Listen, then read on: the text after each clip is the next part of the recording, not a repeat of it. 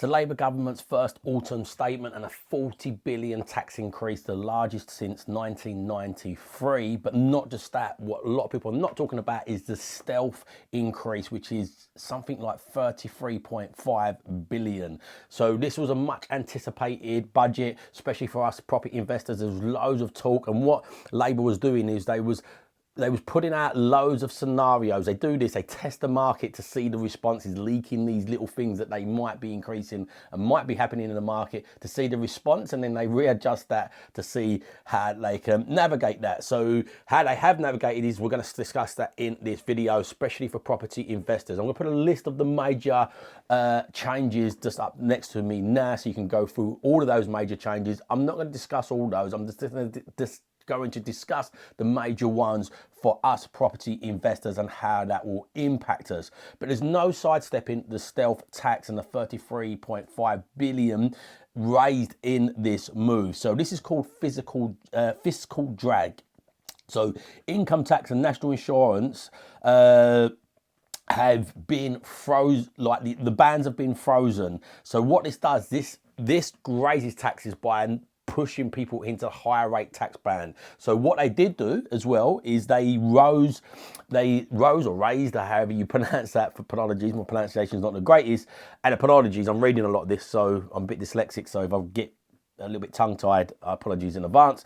But what they've done is they've risen the lower like the minimum wage, which is a great news for people on minimum wage, but it's bad news for people on mid wages. And what this does is it pushes all the bands up. So if you've got somebody on minimum wage, so what did they raise this to? So they've raised it 6.7%, which is above inflation. So what this does is it pushes all the wages up above it. And what it does is it pushes a lot of people into the higher rate tax band, forcing more tax. So this is a stealth tax in design. And the disgusting part of it is they make out like they're protecting, like we're not going to raise taxes on like the working people, but they do it in a stealth way and make out like this has done them a massive favor. So the impact of this, let's have a look. So the minimum wage earner pays about £500 to £700 per year extra in tax as a result of these freezes and staying where they are. So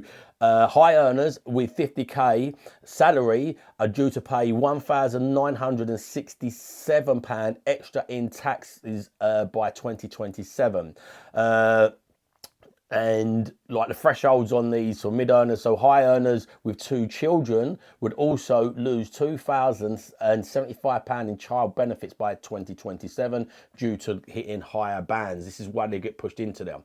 And the disgusting thing with this is they say they're pro, like the government say they're pro sort of growth and pro business. They want to support smaller businesses. This is what it really hits some of these policies. But ultimately, they've risen this minimum wage by above inflation. It's way above where inflation is at, 6.7%, but yet they freeze their responsibilities for this. So what this does in real time is, where inflation's gone up as rapidly as it has over the last few years due to government policy, what this does is it makes everybody's cost of living increase, but because they're going into the higher rate band as well, then people tinkering on that, not only their cost of living's gone up, but also so as their tax burden's gone up. So it is a really, really, really sneaky tax in my opinion, and it's just not nice. And as I said, it is due to raise 33, I'm going to repeat that, 0.5 billion by 2028, 2029. So I think that's the big one, and the big elephant in the room that a lot of people are not discussing is this stealth tax. But let's jump onto some of the other policies that they've brought into place. Well, before we jump onto those, I think the overall effect on this, especially, well, let's jump into these other ones saying that. So stamp duty is the big one for property. Like there was lots of murmurs around different stuff. Stamp duty is going to increase from 3% to 5%, which, in my opinion, I don't think is massively significant. It's going to be more significant in the south, where they are struggling more for landlords. More landlords are exiting and there's not enough coming in. Numbers already don't work very well in the south, but I'm a remote property investor in the north. You're probably looking at about an extra £1,500, maybe to £2,000 per property in tax, which is not ideal, but it's not deal-breaking sort of territory. Scotland have been 6% for a while. Wales have been 4% for a while, and it's not in that price range, like in Scotland and in areas where you can buy properties under 150k, it hasn't dampened the appetite for savvy investors. In fact, what this will do, this will put off even more amateur investors, leaving more room for professional investors. My view with this is, look, the problem is when something's too good, you get lots of people into the market and you get lots of uneducated amateurs in the market. And when there's loads of people operating in the market and not operating correctly because they have not got the right education, it actually damages the market, makes it more harder to compete against people that are not really knowing what they're doing. Because then lots of clients and customers, which is theoretically your tenants, are drifting towards these people that are just not really knowing what they're doing, and it makes it harder for you. So for me, overall, like a lot of these like changes and stuff like that is annoying, I'm not gonna lie, but it does create more opportunity on an overall picture. And overall, it is I think more of a positive thing that we're getting less competition. I don't like paying the extra stuff. I think the really, really poor thing they've done with this is they bought it in of immediate effect. So in other words, if you had a property in legals and you didn't complete by the 31st of October, your stamp duty burden would have gone up dramatically. And if you was buying the average house, sort of, it could cost you like 5k in extra stamp duty on an average house price, you know, which in my opinion is disgusting. Fair enough, bring it in going forward, but who gets like if you done that to a client, the FCA would be all over you saying, hey, look, do you know what? Do you know we agreed on this price? We're just going to hold you to ransom. Now you're really close to like the service being delivered. We want an extra 5k. Who would be allowed to do that in a normal business? Nobody, apart from the government. But I think that's poor. But overall, in areas that I invest remotely and people I teach how to invest remotely and selling deals remotely, I don't think it's going to have a major impact, a slight impact. I think it's going to impact tenants more because there's going to be less people coming into the market and the rents are going to keep getting driven up even more. Although there was talk about their policies in there about like relaxing planning, putting loads of money into like hiring more planners in the councils, and their 1.5 million homes over the next 5 years, which is the same target as the 300,000 that every other government has promised previously. So we'll just see how that plays out. But they've promised to put more money into that from these taxes that they are actually raising. But I think that's the biggest one. Capital gains was another one. It's been frozen for property investors. It went up for like if you've got stocks or cryptos and stuff like that, it's gone up for them people. So the lower rate has went up from 10% to 18% and from 20% to 24% for other assets outside of property, but property stayed frozen at them. So it was already slightly higher than normal assets anyway. So that stayed the same, which I guess was a positive thing. And my view on reasoning why they would have done that is because they don't like that would have disencouraged potential landlords to sell. And ultimately, I think they're thinking, well, there is some landlords selling at the moment with these policies, and I think they might want to have this. I don't know. They're just so in the air. They kind of want the stock freed up, but they also need social housing. They have said they're going to pledge a lot of money towards social housing in this budget. But again, every government for as long as I can remember have been promising that. So since the probably 90s, and again, since the 80s when Margaret Thatcher started selling social housing, they've been woefully behind on meeting that demand. The government have been building around 10,000 homes in total per year since the 1990s, when they've known we needed around 300,000. And the planning policies and all the other policies in place have restricted builders, private developers who would have picked up that demand from building that shortfall. So we've been building on average probably 150,000 homes per year for 3 decades, for nearly 4 decades.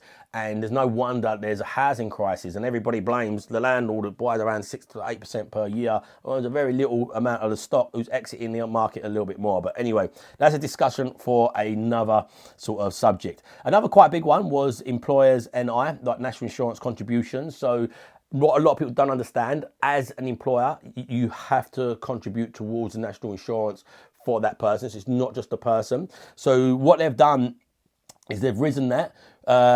It's currently 13.8% and they've risen it 15%. And what they've done is they've dropped the threshold. So employers usually don't pay until 9,100. Now it's dropped it to £5,000.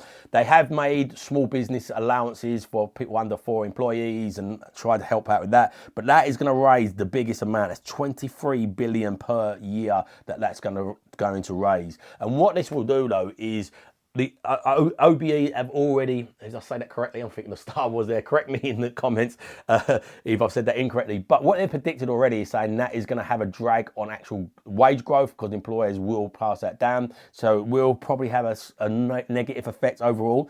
But also what you've got to understand is there's a lot of AI coming out at the moment, and there's a lot of people employing people offshore. I've been doing it for years, employing people out of the UK.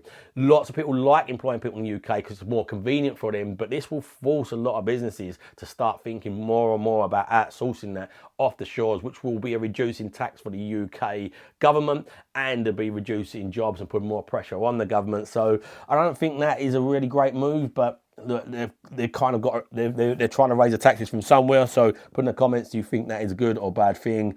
I don't think that's overall a great thing. They're meant to be pro-business, they're meant to be supporting businesses, but they're pledged to not tax the people for the vote winning point.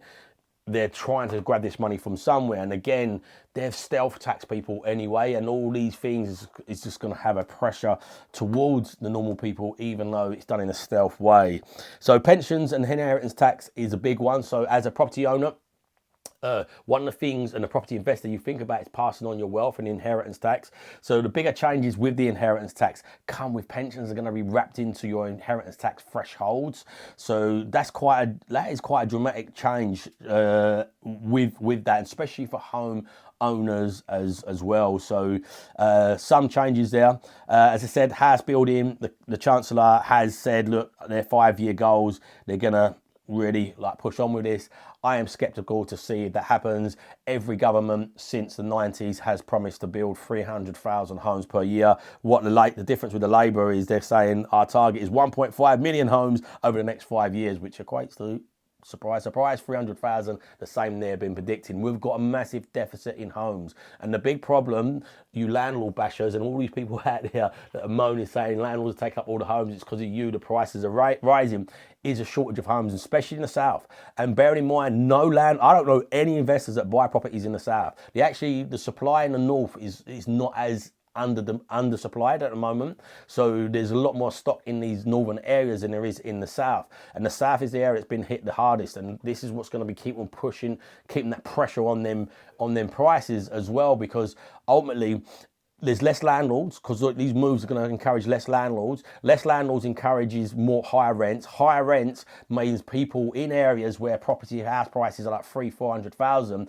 with higher rents and wages that don't match that in the area, the price per earnings ratio to the property price. It puts pressure on them. They're stuck as renters. They can't afford to save up for deposits, and ultimately the deposits are just stay high, so it doesn't help out. What would help out is there's more stock of homes for people to rent, so the rents are lower so they can save up more money. But hey ho, the government are in their infinite wisdom come up with these sort of policies and these plans, because basically a lot of these stuff is vote winning stuff. But listen, I'd love to hear your views on the budget. For me, overall, property didn't really get hit as hard. Like the capital gains, everybody was scared of that. There was a lot of things people were scared of on the wealth taxes. There's lots of noises beforehand.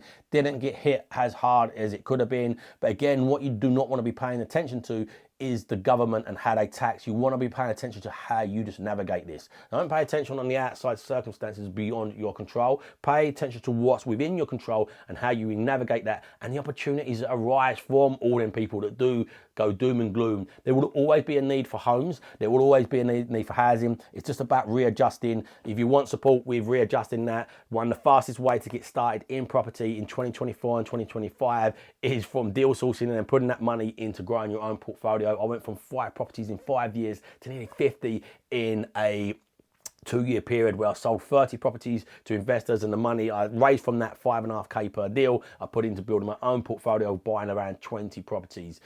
So if you want to learn how to do that, in the comments, in the description below, there'll be a link to see if you qualify to work with us. We help you find investors. We match you with investors because that's the hardest thing. And we give you all the profits and teach you how to do it and get you going and set up on your own. It's a hybrid model. So if you're interested in working with us, use the link below. If you're still here, make sure you hit that subscribe button. It really does help the channel. If you find this content useful, please share it out. My wife's living my terms. My mission is to help as many people live in their terms through this education. So please share this out. But remember, if you don't evolve your ideas, you'll never live on your own terms. So evolve your ideas, live on your own terms. Have an amazing day.